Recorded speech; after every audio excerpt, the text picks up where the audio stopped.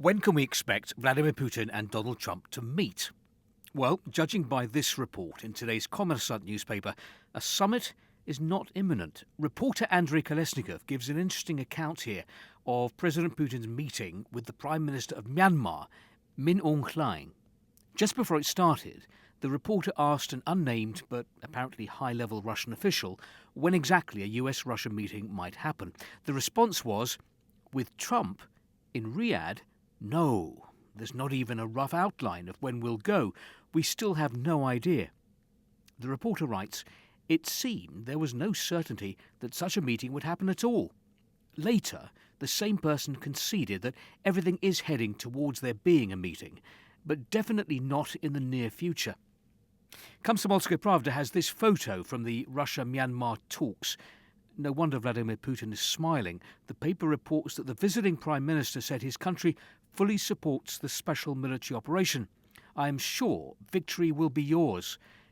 By the way, this report on state TV yesterday produced one of the more surreal moments of the day. Apparently, the Prime Minister of Myanmar asked about the 6 baby elephants that he gave President Putin as a gift last year. From trunks to tariffs and trade wars and Trump, the Russian government paper declares Trump declares a trade war against China, Mexico and Canada. Not that Moscow seems at all worried.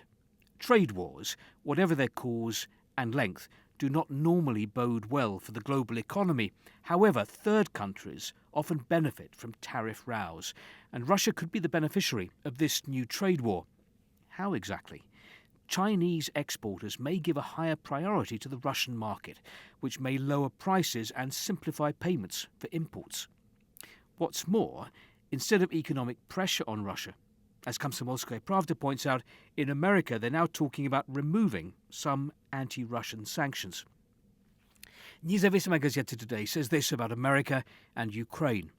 2 years ago, it was in the interests of the US to support Kiev, to supply it with weapons, and, as Moscow has said many times, not to let Zelensky sign agreements with Russia.